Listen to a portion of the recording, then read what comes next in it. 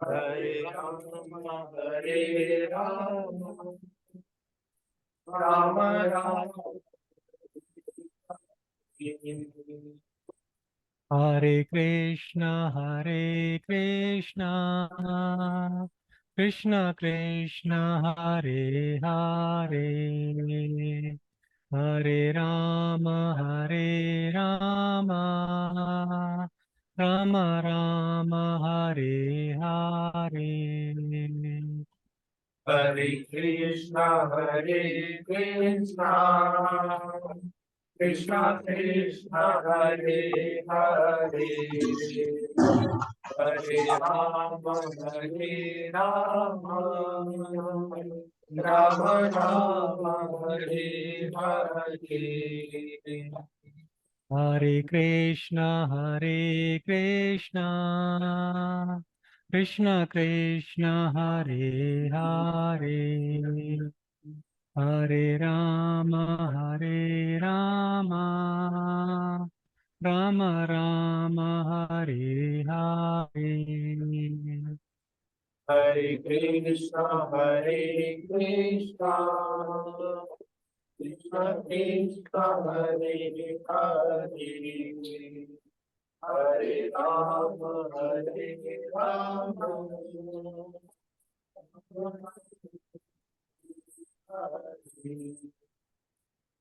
Hare Krishna, Krishna Krishna, Hare Hare, Hare Rama,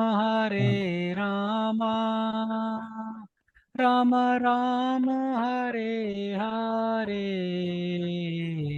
Hare Krishna,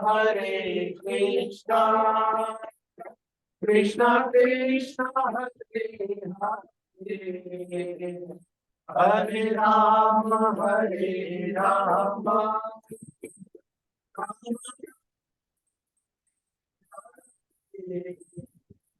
Hare Krishna, Krishna Krishna, Hare Hare, Hare Rama, Rama Rama, Hare Hare. Hare Krishna, Krishna Krishna, Hare Hare, Hare Rama, Rama Rama, Hare Hare. Hare Krishna, Krishna Krishna, Hare Hare, Hare Rama, Rama Rama, Hare Hare. Hare Krishna, Krishna Krishna, Hare Hare, Hare Rama, Rama Rama, Hare Hare. Hare Krishna, Krishna Krishna, Hare Hare, Hare Rama, Rama Rama, Hare Hare. Hare Krishna, Krishna Krishna, Hare Hare, Hare Rama, Rama Rama, Hare Krishna, Krishna Krishna, Hare Hare, Hare Rama, Rama Rama, Hare Hare. Krishna, Krishna, Krishna Krishna, Hare Hare, Hare Rama, Ram Ram Hare Hare. जय गंधर्विका गिरधारी गंधर्विका गिरिधारी गौर Hari.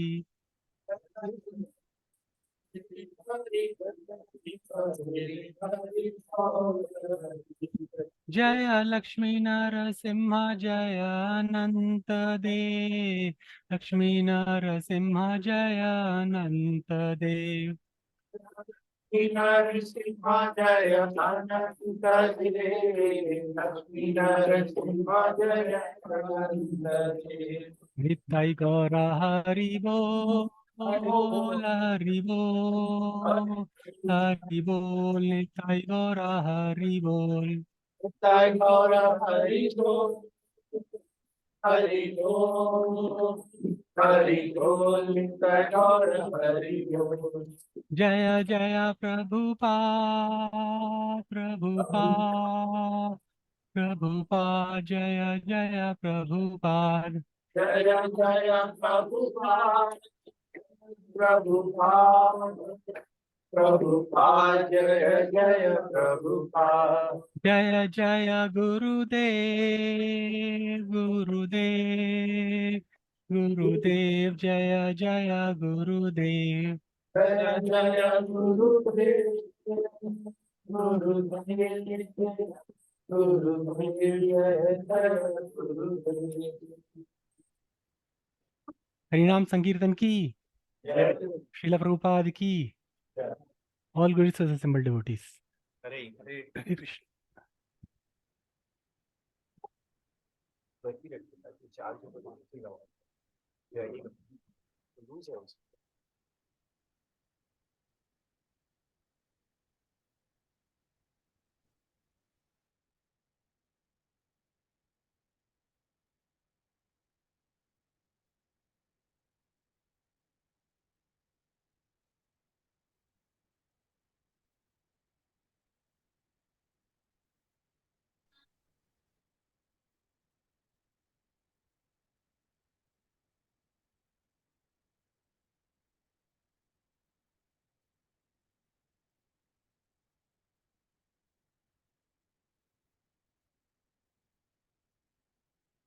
So can you see the screen, Prabhuji?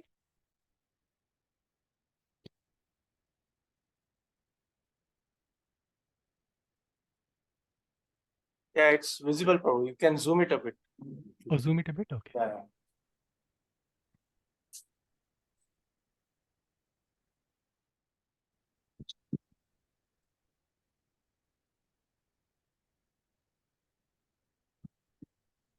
Yeah, Prabhu. Now it's fine. Om Namo Bhagavate Vasudevaya. Om Namo Bhagavate Vasudevaya. Om Namo Bhagavate Vasudevaya. Om Namo Bhagavate Vasudevaya. Om Namo Bhagavate Vasudevaya. Om Namo Bhagavate Vasudevaya. So welcome dear devotees for the Sunday Feast program. So today we'll be covering actually two verses, Srimad Bhagavatam 1.2.9 and 1.2.10 as well, because they both are related to each other. And will just allow me to see something is okay. Yeah. So we'll be covering two verses, 1 to 9 and 1 to 10, as they both are related to each other. So I'll read the verse 3 times first, and then some of the devotees, Matajis and Prabhujis, they can take in turn and then they can recite the verse. Dharmasya Dharmasya vargasya nartho arthayopakalpate narto arthakalpate नार्थस्य धर्मे कांतस्य नाथस्य धर्मकान्तस्य कामो लाभाय हि स्मृतः कामो लाभाय हि स्मृतः धर्मस्यापवर्गस्य धर्मस्य यापवर्गस्य नार्थो अर्थायोपकल्पते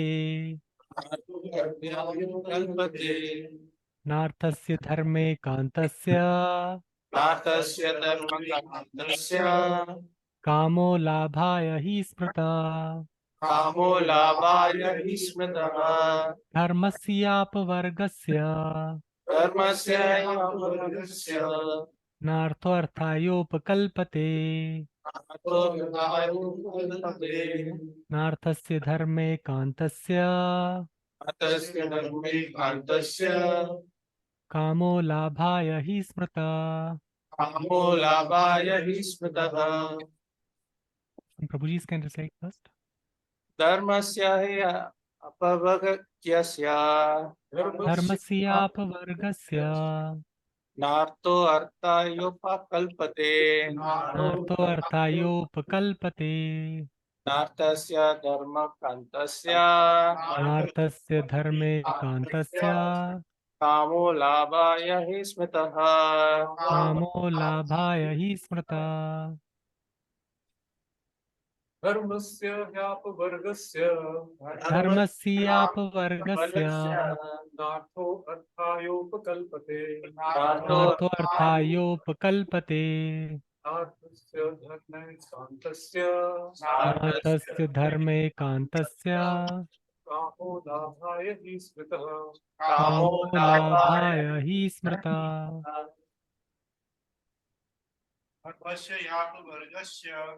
धर्मस्यापवर्गस्य नार्थोऽर्थायोपकल्पते नार्थस्य धर्मे कान्तस्य कामो लाभाय स्मृतः. कामो लाभाय हि स्मृता. The Matajis can chant. So, but why the Matajis are sitting so far? They can come close, I think.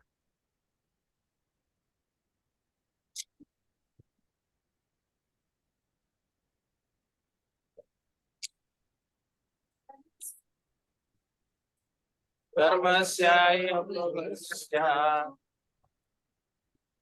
नार्थो अर्थायोपकल्पते नार्थस्य धर्मे कान्तस्य कामो लाभाय हि स्मृता.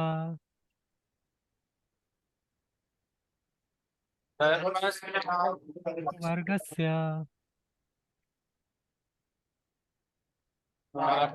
अर्थायोपकल्पते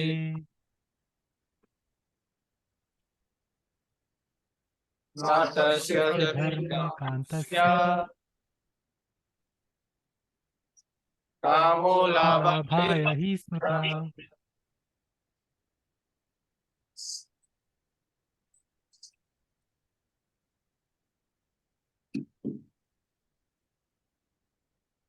धर्मस्य धर्मस्य occupational engagement. occupational engagement. He certainly apavargasya ultimate liberation. Na not artha and arthaya for material gain. For material gain. Upakalpate Upakalpate is meant for. is meant for. Na Neither. Arthasya Arthasya of material gain. of material gain. Dharmaikantasya Dharmaikantasya for one who is engaged in ultimate occupational service. for one who is engaged in the ultimate occupational service. Kama Kama sense gratification. sense gratification. Labhaya Labhaya attainment of. attainment of.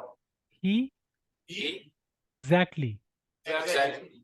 Brataha Smrataha is described by the great sages. is described by the great sages.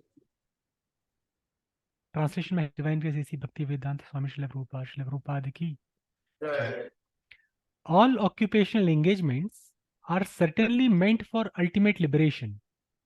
They should never be performed for material gain. Furthermore, according to sages, one who is engaged in the ultimate occupational service should never use material gain to cultivate sense gratification. Purport. We have already discussed that pure devotional service to the Lord is automatically followed by perfect knowledge and detachment from material existence. But there are others who consider that all kinds of different occupational engagements, including those of religion, are meant for material gain. The general tendency of any ordinary man in any part of the world is to gain some material profit in exchange for religious or an other occupational service. Even in the Vedic literatures, for all sorts of religious performances, an allurement of material gain is offered, and most people are attracted by such allurements or blessings of religiosity. Why are such so-called men of religion allured by material gain? Because material gain can enable one to fulfill desires, which in turn satisfies sense gratification. This cycle of occupational engagements includes so-called religiosity, followed by material gain, and material gain followed by fulfillment of desires. Sense gratification is the general way for all sorts of fully occupied men. But in the statement of Suta Goswami, as per the verdict of Srimad Bhagavatam, this is nullified by the present shloka. One should not engage himself in any sort of occupational service for material gain only, nor should material gain be utilized for sense gratification. How material gain should be utilized is described as follows. So this I'll only read, so we don't have to recite again. Kamasya nendriya pritir labho jivet yavata जीवस्य तत्व जिज्ञासा नार्तो यश्चेह कर्म भी. Life's desires should never be directed towards sense gratification. One should desire only a healthy life of self-preservation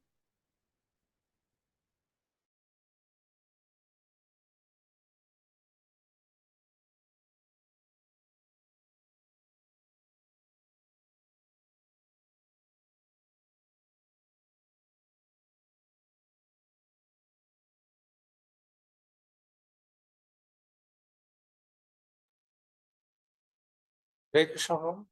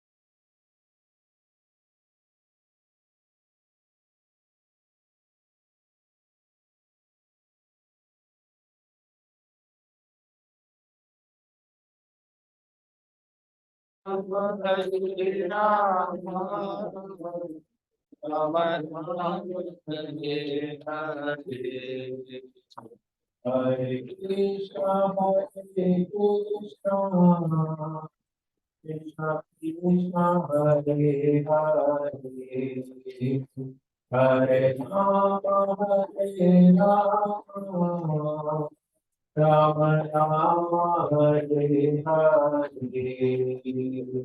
Hare Krishna, Hare Krishna, Krishna Krishna, Hare Hare, Hare Rama, Hare Rama.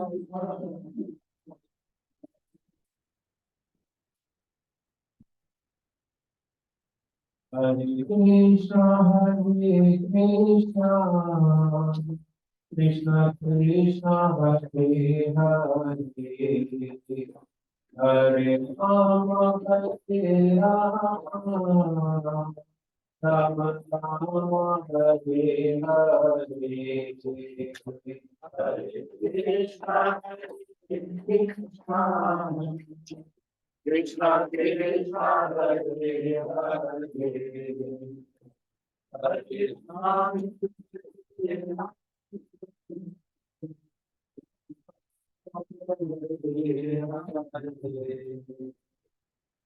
Krishna Krishna, Hare Hare, Hare Rama, Hare Rama,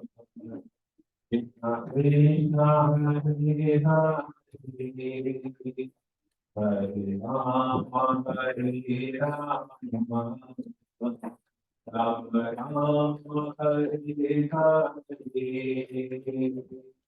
Krishna, Hare Krishna, Krishna Krishna, Hare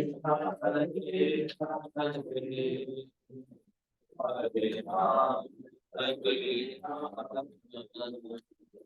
Rama Rama, Hare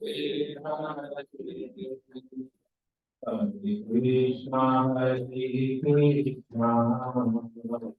Krishna Krishna, Hare Hare, Hare Rama, Hare Rama, Rama Rama, Hare Hare. Hare Krishna, can you hear me now? Hare Krishna, Prabhu. Yeah, I don't know what happened. Suddenly my laptop froze and then I think I lost everything. I had to just restart everything. I'm really sorry for this. So No we'll just problem. continue. Yeah, I'll Prabhu. just share my screen. So can you please enable the sharing, Prabhuji, for me? Yeah, Prabhu. One more.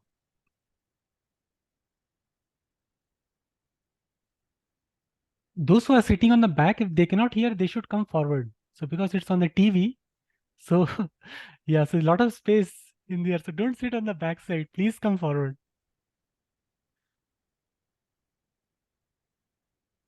Yeah, Prabhu. Done, Prabhu. Okay.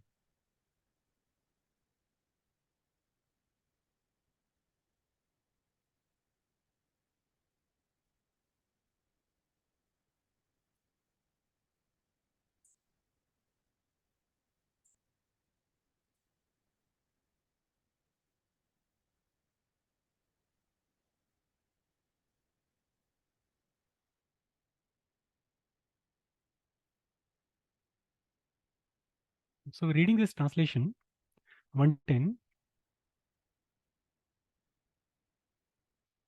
Life's desire should never be directed towards sense gratification. One should desire only a healthy life or self-preservation.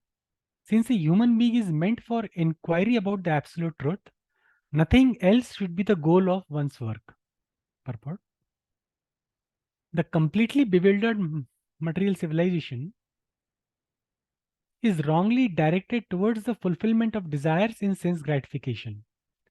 In such civilization, in all spheres of life, the ultimate end is sense gratification. In politics, social service, altruism, philanthropy, and ultimately in religion, or even in salvation, the very same tint of sense gratification is ever increasingly predominant. In the political field, the leaders of men fight with one another to fulfill their personal sense gratification. The voters adore the so-called leaders only when they promise sense gratification. As soon as the voters are dissatisfied in their own sense gratification, they dethrone the leaders. The leaders must always disappoint the voters by not satisfying their senses. The same principle is applicable in all other fields. No one is serious about the problems of life. Even those who are on the path of salvation desire to become one with the absolute truth and desire to commit spiritual suicide for sense gratification. But the Bhagavatam says that one should not live for sense gratification. One should satisfy the senses only in as so much as required for self-preservation and not for sense gratification. Because the body is made of senses, which also require a certain amount of satisfaction, there are regulative directions for satisfaction of such senses. But the senses are not meant for unrestricted enjoyment.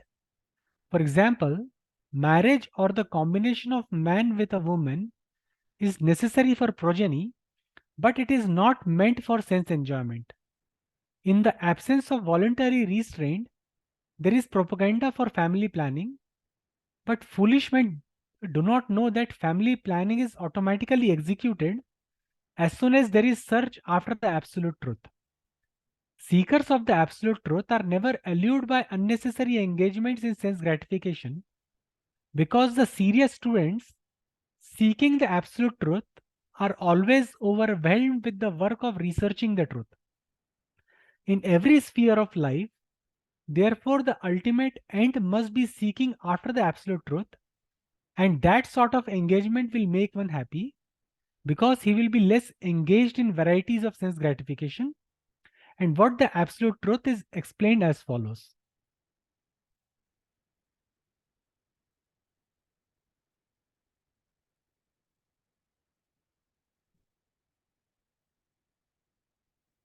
Om Adhyana Timirandasya Nalinjana Shalakya Chakshurmilitam Yena Tasmai Shri Guruve Namah Shri Chaitanya Manobhishtam Sthapitam Yena Bhutale Swayam Rupa Kadamayam Dadati Swapadantikam Vandeyam Shri Guru Shri Yudapadagambam Shri Gurun Vaishnavamscha Shri Rupam Sagrayatam Savana Raghunatanvitam Tam Sajivam Sadhavetam Savadutam Parijana Sahitam Krishna Chaitanya Devam Shri Radha Krishna Padan Savana Raghunathanvitam Shri He Krishna Karuna Sindhu Deenabandhu Jagatpate Gopesh गोपिका कांत राधा कांत नमस्तुते तप्त कांचन गौरांगी हरे वृंदावनेश्वरी वृषभानुसुते देवी प्रणमामि हरिप्रिये वाञ्छकल्पतरुभ्यश्च कृपा सिन्धुभ्येव च पतितानां पावनेभ्यो वैष्णवेभ्यो नमो नमः श्री कृष्ण चैतन्य प्रभु नित्यानंद श्री अद्वैत गदाधर शिवासदि गौर भक्तवृंद हरे Krishna Krishna Krishna Hare Hare Hare Ram Ram Ram Hare Hare Hare Krishna Krishna Krishna Hare Hare Hare Ram, Ram Ram, Hare Hare.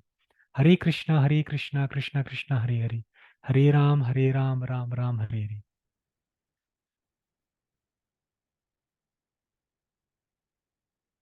So dear devotees, welcome to the Sunday Feast program. My again sincere apologies that I am not able to present with you there. It was just changed in just last an hour also. I was supposed to come to the center and give the class, but my child got sick and then I have to stay at home. But I'm surprised to see there are online participants as well. They should be in the center, not in the Zoom class. So, Prabhuji, you shouldn't have shared the Zoom link with all of them. You should have only shared with me only. So I think, yeah. So actually, we should take this opportunity for this physical association. That's very, very important. So that we'll know in this class also that why it is very important to have like all the devotees you are sitting over there. And now after the class, there will be prasadam, there will be some Krishna Katha discussion happening. So why all this is very important, it's we'll see in the class also. So online is only a very, very rare case like COVID where nobody can go anywhere. So to have a online association, but I think physical association we must always try for. So in this chapter, in these two verses are very, very important for we devotees. It actually gives us a view of an external world, that how the external world is actually in present day scenario in this age of Kali. And it also gives us we as a practicing devotees and who are actually trying to become pure devotees, what is our responsibility and how should we actually progress in Krishna consciousness in the current scenario? So we'll cover these 4 topics. So sheets are clearly visible, Prabhuji, right? Yeah, Prabhu. It's Okay, visible. Hare Krishna. Yeah. So we'll see 4 these topics. The first, I think, futility of sense gratification, which Prabhupada actually described in the 2 purports. And then we'll see what is happiness beyond sense gratification, happiness in devotional service, and then stopping waves of desires. So stopping waves of desires is actually meant for devotees who want to progress in Krishna consciousness. First, we'll see futility of sense gratification. So basically, we can see, as Prabhupada described in the purport today, that practically everyone outside of everyone outside who is sitting in the center, everyone outside of that is some form or another engaged in some kind of activity for sense gratification and not for Krishna or not for the search of the absolute truth. So Prabhupada gave an example of politics, right? So the leaders want their own sense enjoyment and the voters want their own sense enjoyment. So if the voters are not happy with a leader, that the leader is not able to fulfill their demands for sense enjoyment, so they dethrone the leader.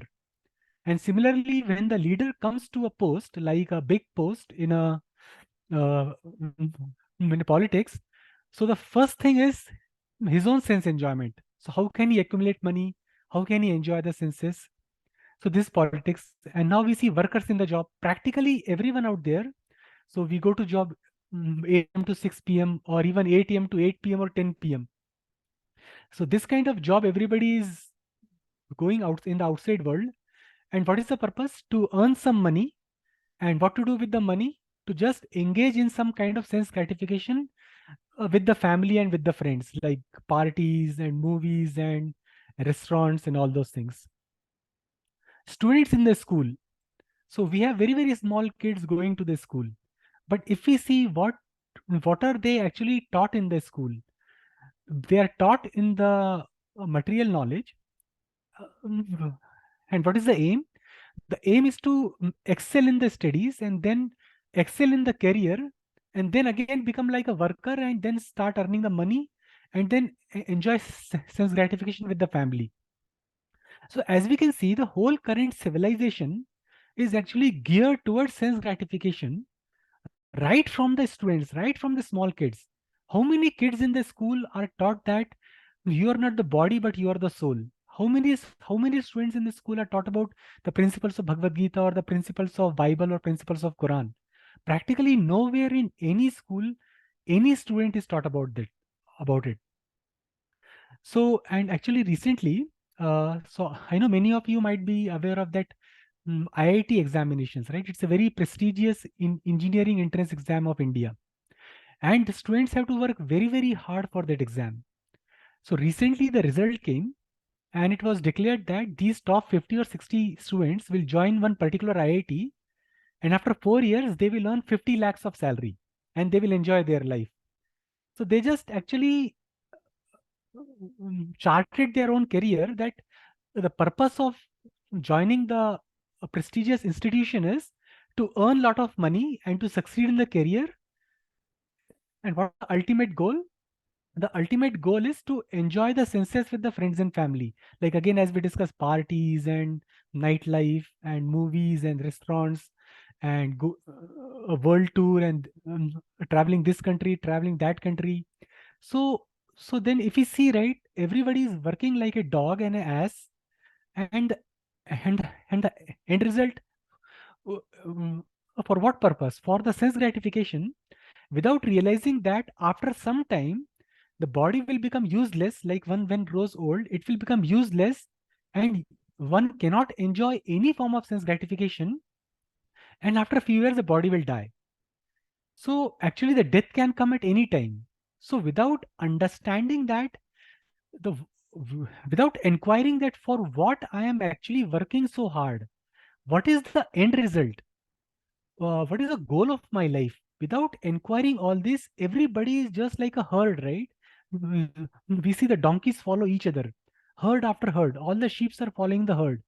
Everybody is following the same path, and hardly one or two maybe just inquire that why I am doing all this.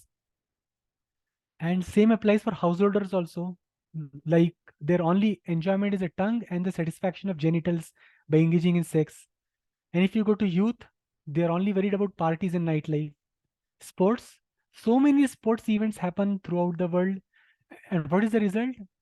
Is there any sport event which actually is dedicated to Krishna or any form of spiritual realization?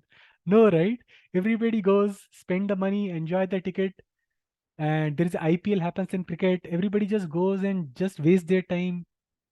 So you see, and charity. Now, even in the charity, there is a there is a tinge of sense enjoyment in the charity as well. There are wars happening between the nation. Why? So Russia is claiming that this part of territory is mine and the Ukraine should give it to me. So this land is mine. Ukraine says this land is mine. Some other country says this land is mine. But Krishna says in Bhagavad Gita, Sarva Loka Maheshwaram. I am the proprietor of all the lands. So here what the problem comes. Nobody realizes that who is the actual proprietor of all the lands, and everybody claims that this piece of land is mine and this piece of land is mine, and they just fight with each other. And even if there is peace between nations, so you satisfy me, I will satisfy you. That's how the peace will prevail. So if we just take a view of the world outside, we will see that practically everybody out there, 99.9999% out there, in one form or another, is engaged in some sort of sense gratification without understanding what is the purpose of life. Now, that is not just restricted to a common man outside. Even in the religion, right? So even in the religion is not free from sense gratification. You take practically any religion. Say, take a case of Hindus go to the temple. Many Hindus. So what is the purpose? They go and ask, please give me this, please give me that, please fulfill my this desire, please fulfill my that desire. So basically, everyone goes to the temple with an idea of that God is a order supplier and he will fulfill some my desire. Same is true for Christians as well. So Monday to Saturday, they will just engage in some form of sense gratification. And on Sunday, they will go for confession. And same applies in practically all the religions. So basically, you see in modern day religions, the true purpose of religion, which actually unifies all the religion, is love of God. You see, any religion out there, the core, the essence of that religion is love of Godhead. But that essence is missing because of the lack of training. And now everybody, even if they are interested in religion, their only purpose is that to get something from the God. So as we see, we have dharma, artha, kama, and moksha. So moksha is practically missing now. It's only dharma, artha, and kama.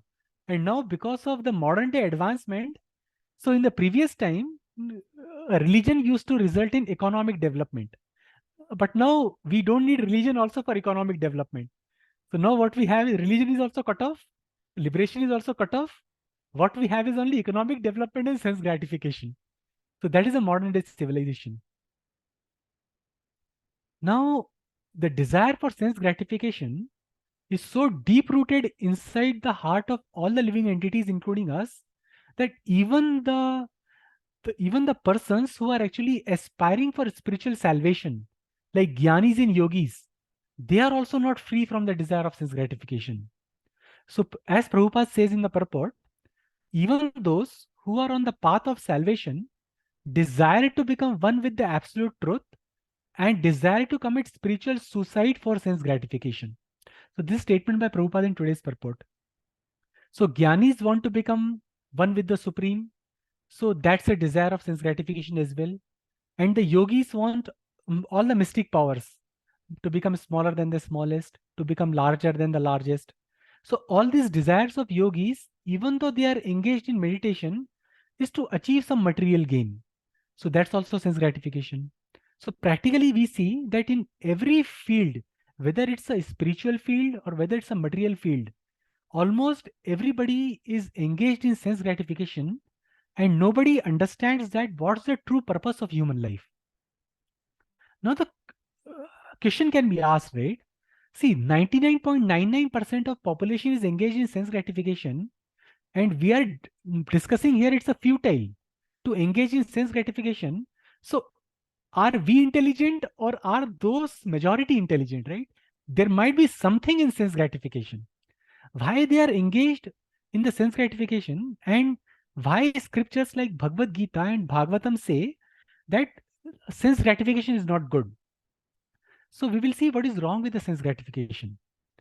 See, the what is the purpose of sense gratification? Let's understand that. The purpose of sense gratification is to get some happiness, right? Everybody is working hard, or everybody is engaging in some form of activity to become happy. That's the goal, right? Otherwise, say, take a guess, if I tell you, if you do this activity, there is no happiness. So just misery. Will you do it? No. So, but if we know that if there is some happiness out of some activity, if one gets some happiness, so then you engage into it. And with sense gratification, what we get is something called Maya Sukhaya, illusory happiness. Illusory happiness means a sense of happiness, but the happiness is actually not there. Say, take a guess, it's like this. Take a case, we are stuck in a desert, and there is no water. We are very thirsty, and somebody comes and gives us a drop of water, just one drop, right? One drop of water. Okay, and say, Prabhuji, now this is fine. Now be happy with this drop of water. So are you be satisfied? We are in a desert. We are so much thirsty. We are dying. So we need so much water, and only what we are getting is a drop of water. So that's what is the modern day sense gratification can be compared to. See, we desire happiness.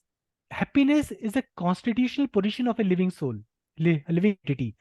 Every living entity, including humans, animals, beasts, birds, plants, they want happiness in some form or another. But the problem is, nobody knows that how to get the real happiness. People misunderstand that if they engage the senses with the sense objects, then whatever slight happiness that they get, that's the end of all. So, but we don't understand what is the real meaning of happiness. So happiness that we see in the modern world, we can see from our own experience also. It's something like this. Say, take a case, I am drowning in water, drowning in an ocean, right? And somebody lifts me for 5 seconds, and we feel very happy. Now I have saved, now I am saved. And then after 5 seconds, back into the water again. And then after some time, outside the water for 5 more seconds. So the happiness that we get from sense gratification can be compared to that 5 seconds that we are outside of water. So it can be translated as happiness means a period of no suffering. That I am not suffering, so that translates to I am happy. So that's how what everybody has actually understood the meaning of happiness, and they think that because I am not suffering for some time, that means that I am very happy. But we don't understand the true meaning of happiness. See, everybody desires happiness. Happiness is our constitutional right. But the problem is we don't understand where to get the real happiness. So now let's see what's wrong with the sense gratification. See, the main problem what happens with the sense gratification is, we will see from the Bhagavad Gita verses from Krishna, that if you see point 2, it kills the desire for self-realization. See, take a case, if we are too much engaged in sense gratification, then we think that we are these bodies, and the purpose of my life is to satisfy me, myself, my family, my near and dear ones. So basically, we start associating ourselves with these bodies. So when we associate more and more with body, and when we engage more and more in sense gratification, then that desire to understand that who I am, from where I have come from, what is the goal of my life, so that actually gets covered because of this engagement in sense gratification. So that is the biggest drawback happens with the sense gratification is, so Krishna says in the Bhagavad Gita, so yeah, if you see this verse here, भोगैश्वर्य प्रसक्तानां तया अपहृत चेतसां व्यवसाय आत्मिका बुद्धि समाधौ न विधीयते. In the minds of those who are too attached to sense enjoyment and material opulence and who are bewildered by such things, the resolute determination for devotional service to the Supreme Lord does not take place.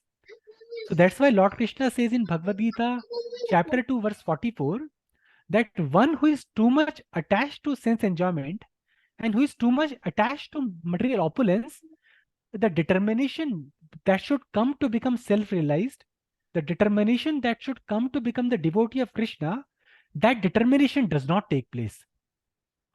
So basically, what happens? So where does the sense gratification ultimately leaves us? It leaves us to perpetual repetition of birth and death in the higher or lower species of life. So this is the biggest problem. Because if we are devoid for the desire of self-realization, then it's obvious that we have to engage in sense gratification to become happy. Because we want to become happy, so if we are not looking for happiness in the spiritual path, we will be looking happiness in the material path. And when we are looking for happiness in the material path, that ultimately leads us to the repetition of birth and death in the higher or lower species of life. Ultimately, it results in misery. Actually, we don't realize, say, because many of us are young, but some of them are old, that the more we become old, the more miseries of the life gets inflicted upon us. And actually, it's getting inflicted at each and every moment. But as and when we become old by this, so basically just by common sense, we can understand that the whole life I am working so hard for sense gratification. And what is that giving me? A diseased body, a old body, finally a cruel death. So if you get a chance to read the third canto of Bhagavatam, there actually it is described that how the Yamadutas actually drag the soul out of the heart and take to the hellish planets, and all because the lack of self-realization in that life. So basically we see that everybody engaging in sense gratification does not realize that eventually the body is going to get diseased, eventually the body is going to get old, eventually a person is going to die. So what is my real purpose of engaging in sense gratification? Why I should not be looking for the higher purpose in life? So this question is missing from many people outside.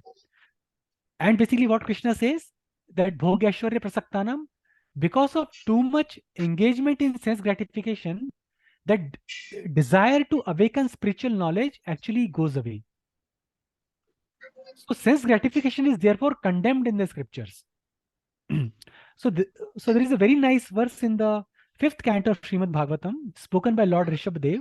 He says, Nunam pramattah kurute vikarma, yad indriya pritaya apranoti, na sadhu manne yata atmanoyam, asannapi kleshada as deha. So the translation reads, so maybe who are the online devotees, if they can mute themselves, it would be good. So it's causing disturbance in the class. So the translation reads like this. When a person considers sense gratification the aim of life, he certainly becomes mad after materialistic living and engages in all kind of sinful activity. He does not know that due to his past misdeeds, he has already received a body which, although temporary, is cause of his misery. Actually, the living entity should not have taken on material body, but he has been awarded the material body for sense gratification. Therefore, I think it is not befitting an intelligent man to involve himself again in the activities of sense gratification by which he perpetually gets material bodies one after another. So as we can see, Lord Rishabhdev instructing his 100 sons, how he very nicely explains in the last sentence of this translation that an intelligent man should not involve himself in the activities of sense gratification by which he will keep on getting bodies again and again, again and again. So now, right, in the old days, people used to do a lot of Vedic ritualistic ceremonies for promotion to heavenly planets. So it can be claimed that you promote to the heavenly planet and there is a higher degree of sense gratification. Now, but let's see the modern day society, right? See, if you see outside, there is so much meat eating happening, so much illicit sex, so much gambling, so much intoxication. So forget about going to the heavenly planets or staying on the earth only. M- Majority of the population will actually descend to the lower species of life, like becoming cats, dogs, or tigers, or whatever it is, right? So that is a very horrible way of life. A human being will be demoted, as we see in the current society, the way the society is progressing. So here we can see from a practical example, the Lord Rishabdev is saying that you already have got a material body because of your past engagement in sense gratification. So now don't be a fool, be a intelligent. Now don't again engage in the same thing again. So you will again get a next body for sense gratification. And we don't know what kind of body we will achieve in the next life. It's highly rare that anyone engaging in sense gratification will be promoted as a demigod status. They will be lucky if they stay on the earth planet as a human being, but majority of the population will actually regress into the hellish planets or into the lower species of life. So if we ask ourselves, do I want to become a hog in my next life? So if your answer is yes, so it's very unfortunate, but I'm sure if you're little intelligent, our answer will be no. We don't want to become hog, right?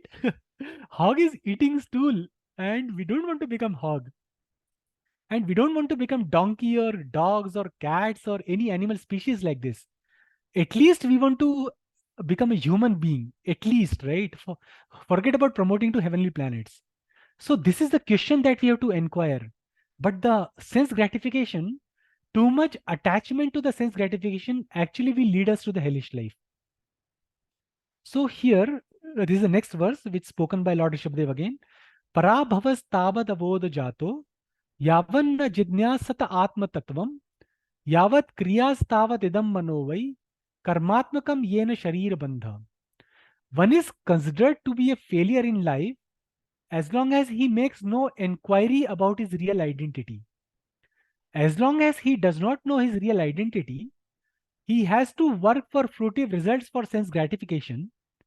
And as long as one is engrossed in the consciousness of sense gratification, one has to transmigrate from one body to another. So this is what Lord Rishabdev actually summarizes the whole philosophy of sense gratification. No matter how successful we become, no matter we become Bill Gates, no matter we become CEO of this company, no matter I become President of United States, Prime Minister of India, no matter I become the richest person of the world, or the most beautiful person, or the most revered sports player, highly educated person, no matter what I become, in the first line Lord Shabdev says, one is considered to be a failure in life as long as he makes no inquiry about his real identity. So as long as we don't inquire our own existence, like who am I, from where I have come from, what is the purpose of my life, what is the goal of my life, unless we put forward these inquiries, and if we don't do these inquiries, and if we just engage in our day-to-day sense gratificatory activities, no matter who we are, how much successful we are in our life, Lord Rishabdev here says it has to be considered a failure. So this is a point that we have to understand. We have to understand the futility of sense gratification. Sense gratification, no matter how much rich, how much exalted, how much popular, how much famous we become, that ultimately, if we don't come to inquire about our real identity, if we don't inquire about Krishna consciousness, then it is considered a failure of life. So better is a person, better is a sweeper in the street who is coming to the temple and attending the classes and taking prasadam than to the president of a very big country who is just engaged in sense gratification. So that sweeper in the street is much more fortunate than the president of the country. So here the Shukdev Goswami in the second chapter says, Taravaha kim na jivanti, bhashtraha kim na swasantya, na kadanti na mehanti, kim grame pashavo pare. Do the trees not live? Do the bellows of this blacksmith not breathe? All around us do the beast not eat and discharge semen? So if everybody is practically doing that, including animal, so if humans also engage in the same acts of eating, sleeping, mating, and defending, then we are practically no better than animals. So if we are no better than animals, so we don't have a right to get this human body. So that's why we will be demoted to the animal body again, or even the tree body. So we saw that sense gratification covers one's pure consciousness and kills the desire for self-realization. This is the biggest problem. It kills the desire for Krishna consciousness. And how Krishna says this in Bhagavad Gita 3rd chapter? Avrutam jnanam etena jnanino nitya vairina kamarupena kaunteya dushpurena alanena cha. Thus a wise living entity's pure consciousness becomes covered by his eternal enemy in the form of lust, which is never satisfied and which burns like fire. So Krishna here says that, see, we have to understand one thing here. Nitya Vairina. Nitya means eternal. Vairina means enemy. Kama Rupena. Lust means the desire for sense gratification is our eternal enemy. See, assume we have some enemy in this life, right? Say any enemy, for example, right? So as soon as I die or that enemy, my so-called enemy dies, that enmity is over. But lust, the desire for sense gratification, even if I die now and take on to the new body in the next life, that enemy will follow me. That enemy in the form of lust will follow us life after life, life after life, life after life. That's why the Krishna says it's a nitya vairina, eternal enemy. So instead of worrying about some enemy here and there in this material world, we should be considered about this eternal enemy in the form of lust. That we should be wary of. That the enemy of lust is following me life after life, does not leave me. Now that is my real enemy. So that's where the Krishna actually teaches us in Bhagavad Gita how to actually win over this enemy. But at least we have to understand who is our real enemy. Real enemy is lust. And the lust is nothing but a desire for sense gratification. So basically now we have understood how the futility of sense gratification and how the sense gratification actually kills our consciousness. And we actually lose our desire to become self-realized. So now the question may be asked, if I don't engage in sense gratification, then how can I become happy? See, we want to become happy, right? So I cannot say that you don't engage in sense gratification. It doesn't give you happiness. So if I tell them some things, so we have to give some positive aspect also. That, okay, you don't get happiness in sense gratification. So we have to tell people that, so from where you get a real happiness actually. So we'll see happiness beyond sense gratification. So in the Krishna, here again the Krishna summarizes in Bhagavad Gita, Nasti buddhir ayuktasya, nacha yuktasya bhavana, nacha bhavyatah shantir, ashantasya kutah sukham. One who is not connected with Supreme in Krishna consciousness can have neither transcendental intelligence nor a steady mind, without which there is no possibility of peace. And how can there be any happiness without peace? So Krishna in one sentence here has summarized that if we are not connected with Krishna in Krishna consciousness, if we are not following the spiritual path, so we don't get a transcendental intelligence and no steady mind. And without steady mind, there is no peace. And without peace, there is no happiness. So basically, we have to understand that as per this verse of Bhagavad Gita 266, Krishna says that we have to connect with Supreme in Krishna consciousness to become happy. Other than this, there is no other way. So this is a very, very important verse. We have to actually remind ourselves that if I engage in the acts of sense gratification, even though there is some illusory happiness, but ultimately I will not be happy. I will be very miserable. Because Krishna here says that unless we connect with Krishna in Krishna consciousness, there is no possibility of steady mind, without which there is no peace and without which there is no happiness. So here we have again, we'll only read the translation. An intelligent person does not take part in the sources of misery, which are due to contact with the material senses. O son of Kunti, such pleasures have a beginning and an end, and so the wise man does not delight in them. So that's the another problem with the sense gratification is it's temporary. Say, take a guess, I go outside and eat a gulab jamun, right? So can you enjoy the taste of gulab jamun for 10 years?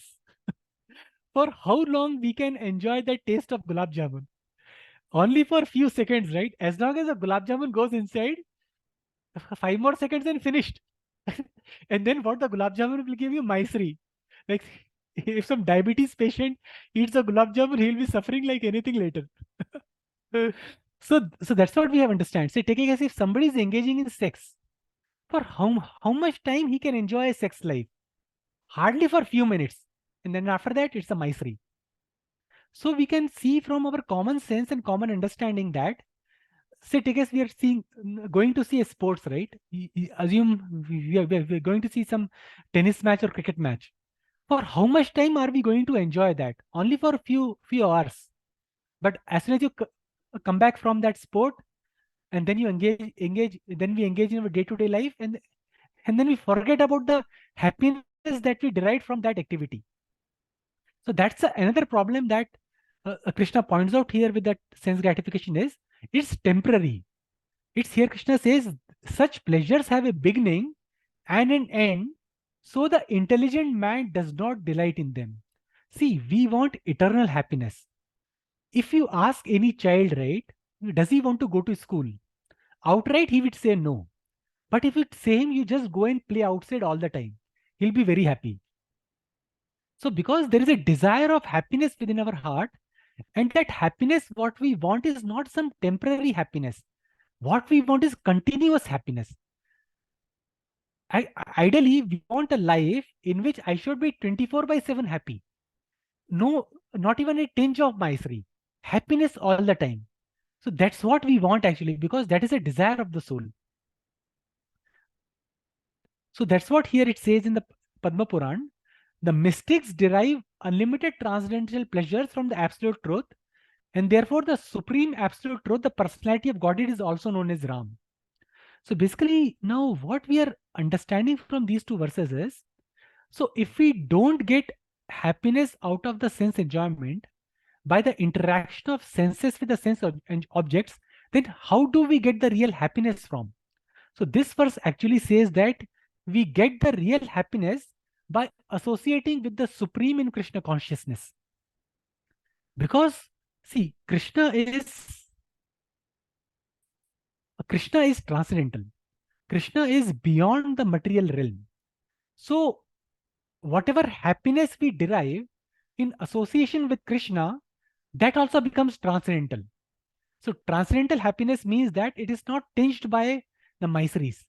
So that happiness that one can derive in the association with Krishna is a transcendental happiness, and it's actually eternal and permanent happiness. Because Krishna is eternal, Krishna is permanent, Krishna is beyond misery. So any happiness derived in association with Krishna is also eternal, and that's permanent as well. So that's why the Krishna is also known as Ram, because the devotees derive unlimited transcendental pleasures from the absolute truth, from Krishna. So that's why we also call Lord Krishna as Lord Ram also, because devotees get unlimited pleasure from the Supreme Personality of Godhead. So now we have to see, we saw that happiness beyond sense enjoyment lies in happiness when we try to progress in spiritual life. Now let's see about happiness in devotional service. See, many of us are sitting here in the class today, and we gave so much of our time and we are coming to class. So let's understand that, are we on the right path? are we on the right path of devotional service, or it is just one of another path that is actually misleading us? So if we see in the Nectar of Devotion, if we see the first paragraph, in the Nectar of Devotion, first chapter, Srila Rupa Goswami has analyzed the different sources of happiness. He has divided happiness into three categories, which are happiness derived from material enjoyment, happiness derived from identifying oneself with the Supreme Brahman, and happiness derived from Krishna consciousness.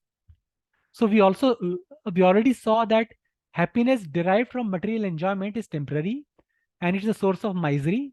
So although there is some sense of happiness, it's not an eternal happiness. Now the second category is about the Gyanis and Yogis who want to merge into the impersonal aspect of the Supreme. So they also derive some happiness. But the point what happens is, even though the Gyanis and Yogis, they merge into impersonal Brahman, because they have not, see, the constitutional position of a living entity is the eternal service of Lord Shri Krishna. We are eternal servants of Lord Krishna, and we are meant to engage in some activity. We can know from our own experience, right? Unless we are sleeping, as long as we are awake, we always want to engage in some form of activity or another. So it will be very foolish to say that the soul is inactive. Soul is, the body is active because soul is active. So what these Gyanis and Yogis want to do is they want to merge in the impersonal Brahman and try to become completely inactive. But because that inactivity is not the constitutional position of soul, so they, after some time, they are not satisfied with that happiness that they are driving in impersonal Brahman. So they again fall down to the material world. And they then start opening hospitals and anath alayas and all those things. So any individual soul cannot stay in impersonal Brahman for eternity. The soul again falls down to the realm, the material realm. So the happiness derived by identifying oneself with the Supreme Brahman is nonethelessly higher than happiness derived from the material enjoyment, but it's not the ultimate happiness. Now Srila Rupa Goswami says, what is the ultimate happiness? See, if we read this, happiness derived from devotional service and Krishna consciousness is so transcendental and so unlimited that no other happiness can compare to it. It is said that even a drop of happiness in Krishna consciousness stands beyond comparison with an ocean of happiness derived from any other activity. Thus, any person who has developed even a little quantity of pure devotional service can very easily kick out all other kinds of happiness derived from religiousness, economic development, sense gratification, and liberation. So this is a very, very profound statement made by Srila Rupa Goswami. He says that because the happiness derived from devotional service in Krishna consciousness is transcendental and unlimited, so no other happiness can compare to it. See, we see that it is said that even the one drop of happiness in Krishna consciousness stands beyond comparison with an ocean of happiness derived from any other activity. Thus, a person who has developed even a little quantity of pure devotional service can very easily kick out all other kinds of happiness derived from religiousness, economic development, sense gratification, liberation. So basically, the bottom line that we need to understand here is, of the three forms of happiness that we saw here, the happiness derived from Krishna consciousness is eternal, it's permanent, it's unlimited. And even a one drop of that ocean, even a one drop of that happiness from the ocean of that happiness cannot be compared to any other form of happiness that one can experience in the material enjoyment or enjoyment in the impersonal Brahman. So this is a great, this statement from Srila Rupa Goswami is a great motivation to all the practicing devotees, that everybody is wanting to become happy. So at least we know that we are on the right path, because eventually the path of Krishna consciousness will give me unlimited happiness. And I think, I'm sure that everybody out there in the room, if we have the the time we engage in Krishna consciousness, in any form of Krishna consciousness, that actually gives us genuine happiness. Say, for example, if you go for book distribution, right? And if you give a book to someone, Bhagavad Gita or any other small book to someone, so we ourselves feel such a great happiness within our heart of sharing that Krishna conscious book with someone. So that is a great, see, we can experience, it's a practically we can experience happiness, right? Say, take a case, you eat in some restaurant, some food, right? Eventually it will give you mastery. But when we eat Krishna Prasadam, it actually gives us genuine happiness. If you chant in, if we participate in Kirtan, say there is nice Kirtan going on, just like I saw that when my network got disconnected, you all were chanting Hare Krishna. See, that kind of Kirtan gives us real happiness. And everybody can practically experience this. It's not just written in the books. So in the Narada Pantaratra, also it is said that any person who has developed even a small amount of devotional service doesn't care a fig for any kind of happiness derived from religiousness, economic development, sense gratification, or the 5 kinds of liberation. Now, the important point here is we don't have to become an absolute pure devotee on the platforms of Haridas Thakur, on the platforms of Srila Rupa Goswami, Srila Prabhupada to experience this happiness. Here Srila Narada Muni says that who has developed even a small amount of devotional service. So it's not that we have to actually wait to become an absolute pure devotee to achieve this happiness. Even if we develop slight amount of devotional service in pure Krishna consciousness, even a slight amount of pure devotional service without any tinge of selfishness or without any desire for reputation or without any ulterior motive, actually, if I just genuinely serve Krishna even for some time without any ulterior motive, that actually gives very immense happiness which is beyond comparison.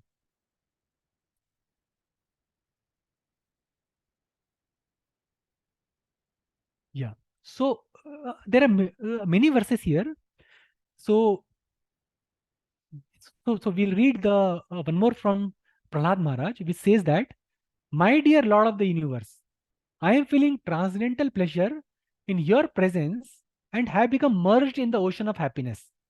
I now consider the happiness of Brahmananda to be no more than the water in the impression left by the cow's hoof in the earth compared to this ocean of bliss." Just let us now understand this from the statement of Prahlad Maharaj. What is saying this? Since I am engaged in your pure devotional service, and I'm actually swimming in that ocean of happiness, the happiness of Brahmananda. He's not even talking about the material enjoyment, he's talking about Brahmananda. The happiness of Brahmananda is no more than the water in the impression left by a cow's hoof in the earth compared to this ocean of bliss. So we can compare that how insignificant the other forms of happiness are when we compare the happiness that a devotee can derive in Krishna consciousness.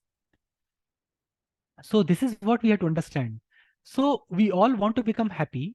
That's a deep desire. So all the devotees sitting out there and all the devotees who are practicing Krishna consciousness, even though we are not tasting that ultimate happiness which is tasted by the Prahlad Maharaj here, because the Prahlad Maharaj is the pure devotional platform. But at least from these examples, we can get faith that if I continue on this path sincerely and seriously, without any ulterior motive, I am also eligible for the same happiness which this Prahlad Maharaj is experiencing here. I am also eligible for the same happiness. Now the big problem arises, right? So it's obvious that we want to reach this platform of happiness, ultimate platform of happiness, and we are practicing Krishna consciousness also. So now the problem is we are still so much attached to sense enjoyment that we actually really don't get the taste of Krishna consciousness. This applies for everybody. So we want to progress in Krishna consciousness, but because of our past habits, because of our conditioning from billions and billions of lifetimes, we are still so much attached to sense gratification that we actually don't get the taste of Krishna consciousness, even though we are engaging in Krishna consciousness for so much time. So the point that we need to understand is we should not be blaming Krishna consciousness for that. We should be blaming ourselves. Because as we saw in that verse, right? Krishna says, Bhog Aishwarya Prasaktanam Taya Prahata Chetasam Vyavsaya Atmika Buddhir Samadhaun na Vidiyate. The more we are attached to sense enjoyment, the less there is a desire to progress in Krishna consciousness. So even though we are progressing, we are trying to progress in Krishna consciousness, but because we still think that I am this rotting body, I can enjoy with the senses, I can still get the satisfaction from my these senses, we are actually not experiencing the taste that Rupa Goswami, Prahlad Maharaj, Narada Muni, they have just explained in the few slides before about the taste that we can experience in Krishna consciousness. So this is our problem. In spite of trying to progress in Krishna consciousness, if everyone out there, including myself, if we introspect this, deep within the heart, we'll realize that we are still so much attached to sense enjoyment. We are so much attached to material sense gratification. Though Krishna has taught us in the second chapter of Bhagavad Gita only that I am not this body, but I am the spirit soul, but we are still acting most of the time in our lives on the platform of body. If we analyze our day, that how my day is good, 24-hour day, how I spend my 24 hours in the day, we will realize that it's a very little time I give for Krishna consciousness, and most of the time I engage just like common man out there. So it's quite natural that we are not experiencing the taste of Krishna consciousness. So now the question arises, how do I give up my this disease of sense gratification, right? That's a very, very important question. See, how do I give up the disease of sense gratification? I want to progress in Krishna consciousness. I want to enjoy the nectar which is available in Krishna consciousness, which Prabhupada is experiencing, and which all the senior devotees are experiencing. Then why I am bereft of that nectar? So now the problem is, so how I can give up this tendency of sense gratification and now can engage in Krishna consciousness without sense gratification? The point is, it's not an easy task. See, sense gratification, it cannot be given up like this. So we know from the example of Vishwamitra, right? So Vishwamitra is a great yogi. He was doing meditation for so much time that even the Lord Indra became afraid of his meditation. So what is our position? When Vishwamitra can get diverted by Menka and then engage in sex with Menka to give birth to Shakuntala, engage in sense gratification again, what is our position? We are nowhere close to that great Rishi Vishwamitra, right? So if the Vishwamitra, if the sage Vishwamitra can also get allured by sense gratification while engaging in the yoga practice, so what is our position? We can allude by even small things. See, I'm chanting my japa and suddenly my WhatsApp message comes in the phone and then let me just have a check once. Right? So if we analyze our sadhana also, there are so many distractions in my sadhana. So the best thing I think, as far as chanting goes, right, keep the mobile phone away while we are chanting our japa. At least I do that only. Keep the mobile phone away, so at least for the 2 hours we can chant peacefully. Okay, so coming back to this point here. So even if you see in the 6th chapter of Bhagavad Gita, the Krishna says that Arjun says that controlling the mind is more difficult than controlling the wind. Now, Arjun is a very, very intelligent person. He's a pure devotee of Krishna. If he can say that controlling the mind is more difficult than controlling the wind, then what is our position? How can we control the mind and how can we control the senses? It practically seems impossible that we can control the mind and we can control the senses. But actually, that is not so. This is the beauty of the process of Krishna consciousness. So that's why I have mentioned this topic here, stopping waves of desires. See, we have desires in our heart. Desires for sense enjoyment that is deep rooted from millions and billions of years ago. And the desires are like waves, right? They just keep on coming and coming and coming and coming. endlessly, even though I am trying to chant, even though I am actually trying to uh, participate in devotional service, but those waves of desires are just keep on coming and coming and coming and coming. So what is the solution for we practicing devotees to stop these waves of desires? So I can very peacefully chant my japa, I can very peacefully engage in Krishna consciousness, and I can very peacefully experience the nectar of Krishna consciousness, become unlimited happy, and finally go back home, go back to Godhead. So what is the solution for that? Now, I was looking for this answer to this question, and fortunately, I found out in this one purport from Srila Prabhupada in Srimad Bhagavatam, 4th canto, chapter uh, uh, uh, 22nd, that how can a devotee very easily overcome this desire for sense gratification and engage in pure Krishna consciousness. So we'll read this purport here.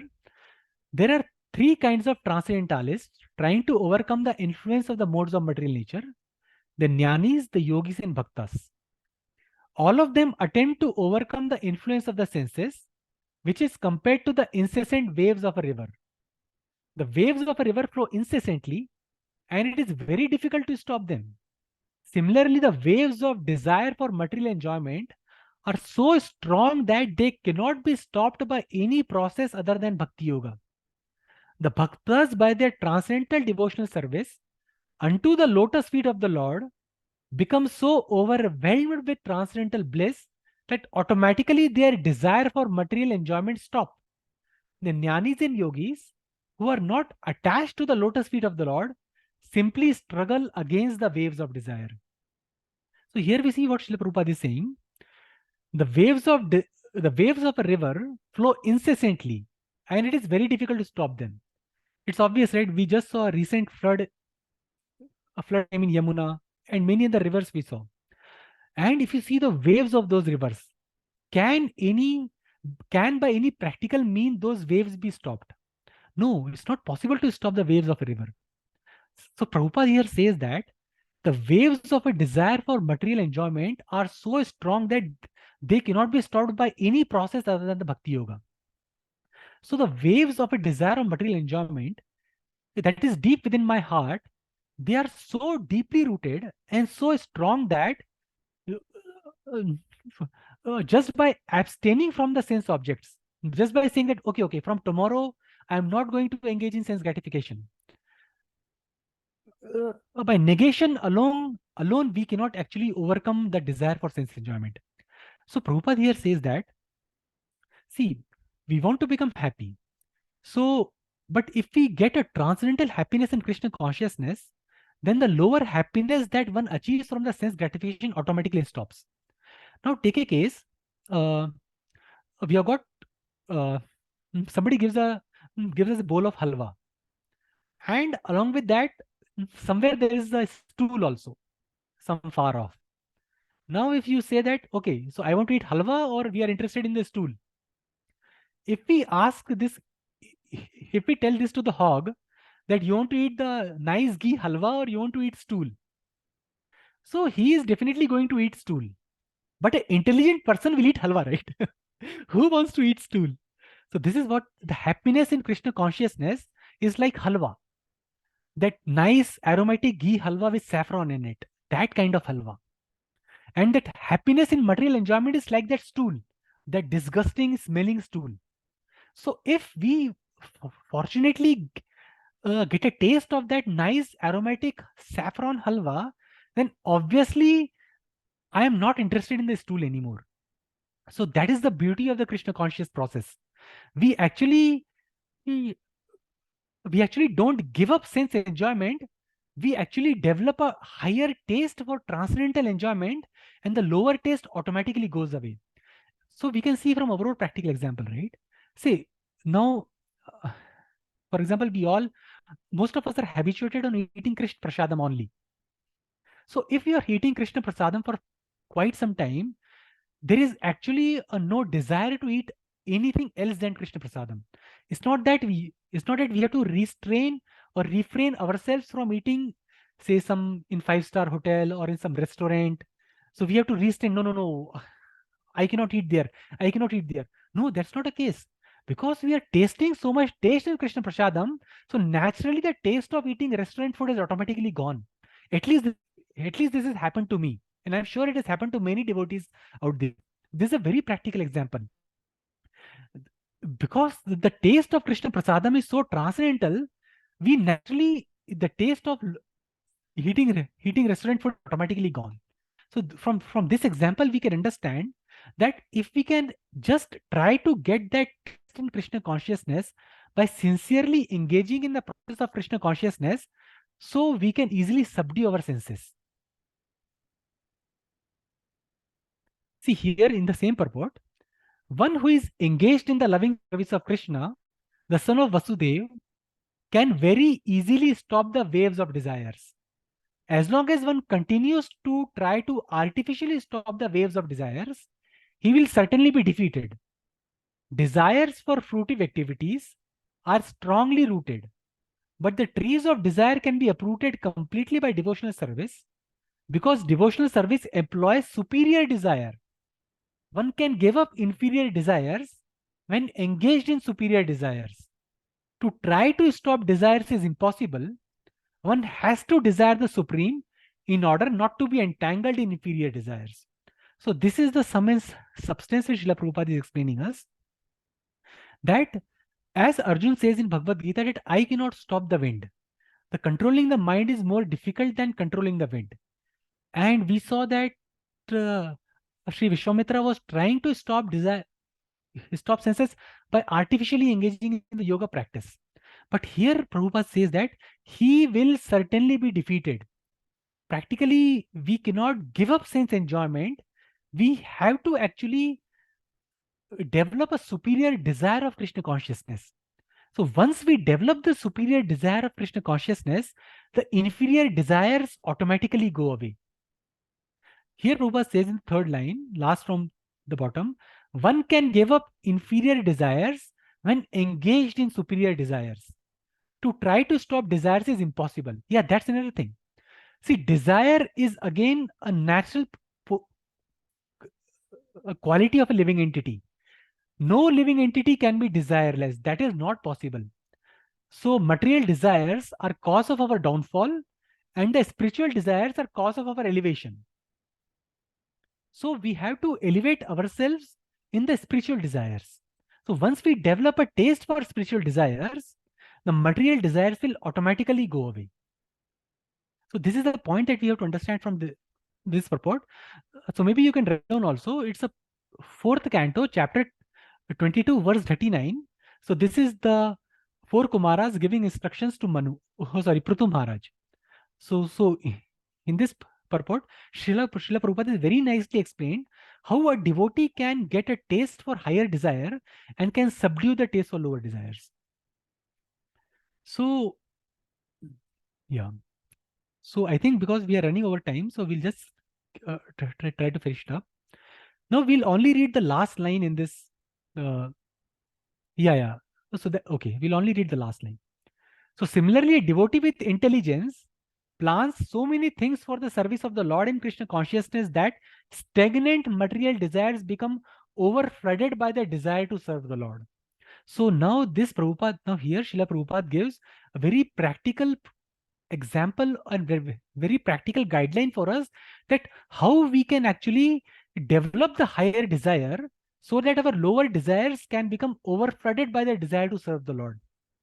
So Prabhupada here says, a devotee with intelligence plans so many things for the service of the Lord in Krishna consciousness that stagnant material desires become overflooded by the desire to serve the Lord. So this is what the key is. See, Srila Narottama Das Thakur has sung, Tandera Charana Sevi, Bhakta Sanevas, Mora Janmane Janmana, Yei Abhilash. Tandera Charana Sevi, Bhakta Sanevas. Let me follow. Here basically the translation goes like this. I want to follow the instructions of all the previous acharyas by living in the company of devotees.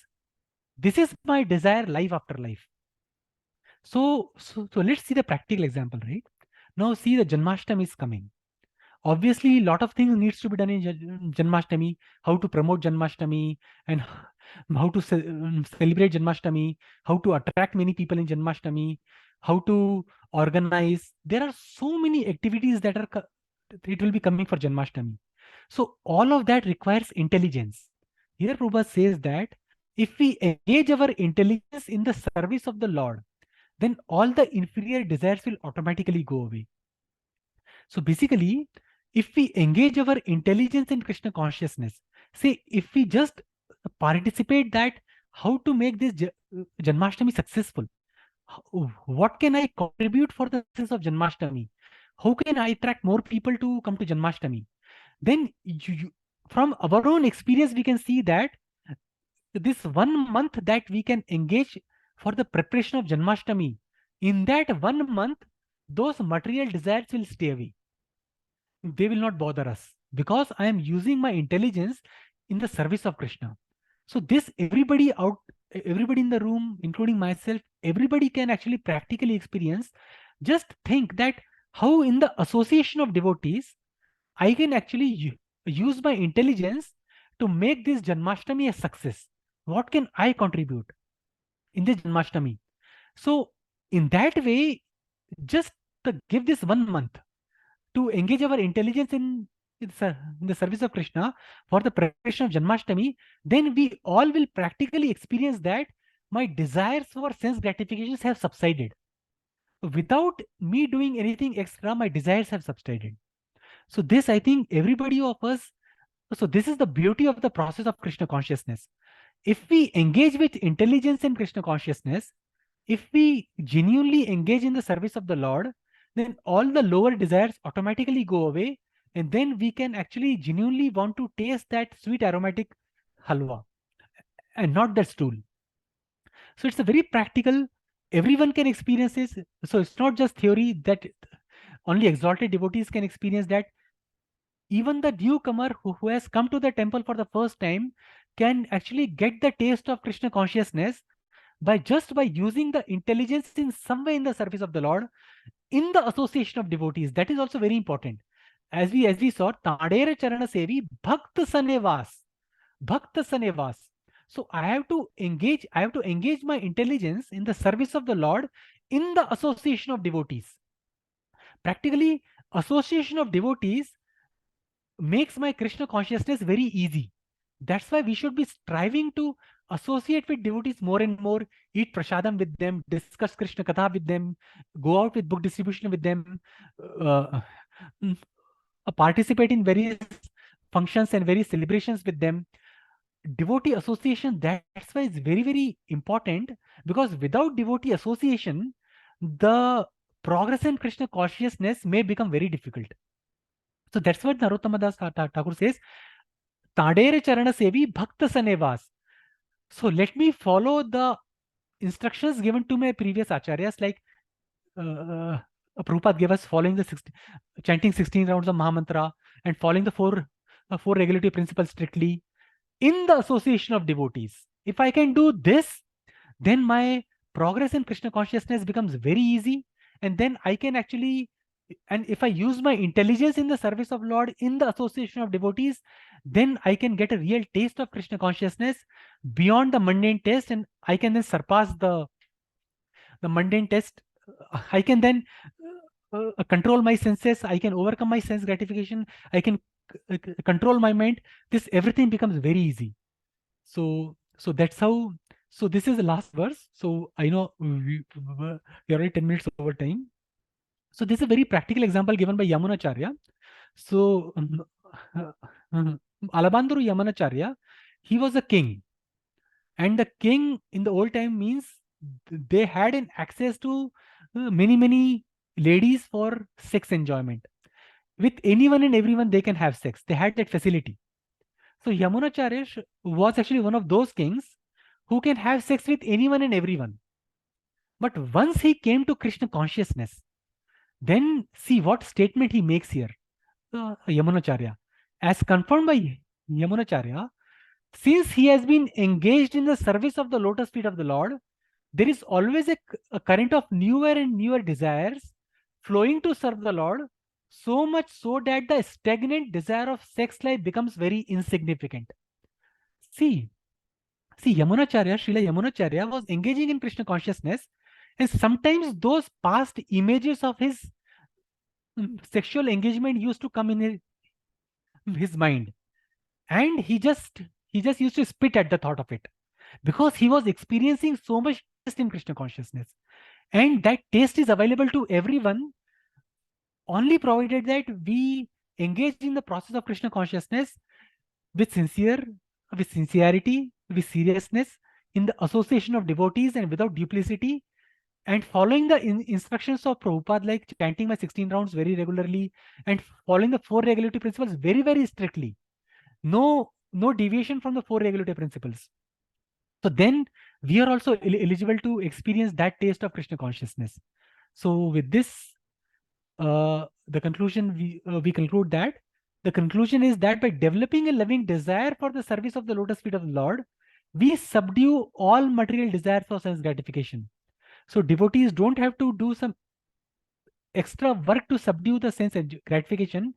Just by developing a loving desire for the service of the Lord in the association of devotees and not cheating in the process of Krishna consciousness, we can actually become perfect in Krishna consciousness like other devotees and go back home or go back to Godhead.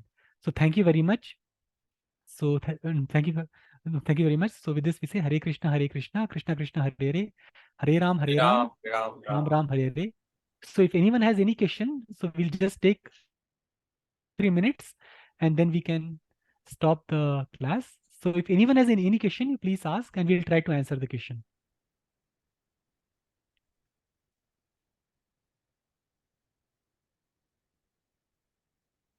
No questions? So everybody has understood perfectly that how we can overcome the desire for sense gratification and how we can become perfectly in Krishna consciousness. Everybody understood that? Yes. Great. So this is what, and now we just have to practically follow it. It's very easy. See, Krishna says, Raj Vidya Raj Guhyam Pavitramidam Uttamam Pratyakshaavagamam Dharmyam Susukham Kartum Avyayam. Krishna says, Susukham Kartum Avyayam. The devotional service is very happily performed. So if we are not experiencing the taste of devotional service, so the problem is not with the devotional service, problem is with myself. So this is what we need to understand. So please understand that. Please attend the programs regularly. Come to the classes, attend the kirtans, do some service for the Lord, like book distribution. Janmashtami is coming. Some form of activity, and I'm sure that everybody in the room, including myself here, we are all tasting the nectar of Krishna consciousness is our birthright. That's the right of the spirit soul, and I'm sure we all will actually experience that taste of Krishna consciousness. So this slide I have shared with Prabhuji, so Prabhuji can share with you. So if you want to refer to it, and you can refer to it for some of the references for better understanding. But I highly recommend to read that purport 4.22.39 to get more understanding on how Krishna consciousness helps to overcome the desires for sense gratification. So that's all we do. Hare Krishna. Thank you very much. Thank you for giving an opportunity. I'm really apologize again. I'm not able to come here for the class. I'm missing so much you devotees all there. I cannot just see Kannamangala center. I really like very much. I'm so much missing. I cannot just express my sadness. Thank you very much. Hare Krishna. Hare Krishna. Hare Krishna, Prabhuji. We are extremely grateful to you taking pains of speaking to us, despite the child is in very bad health condition. We are extremely happy, and your lectures are always so immersing and so blissful that nothing other than this can be compared. And today's lecture, as it is, gives us so much of when to how we can progress and how we can achieve the ultimate goal of reaching God or reaching Krishna Loka. I, on behalf of everybody present here and His Grace Achyut Prabhu, take this opportunity to thank you so very much. And we chant 3 times Hare Krishna Mahamantra for the Prabhuji's progress and well-being. Hare Krishna, Hare Krishna, Krishna Krishna, Hare Hare, Hare Ram, Ram Ram, Hare Hare. Hare Krishna, Krishna Krishna, Hare Hare, Hare Ram, Ram Ram, Hare Hare. Hare Krishna, Krishna Krishna, Hare Hare, Hare Ram, Ram Ram, Hare Hare.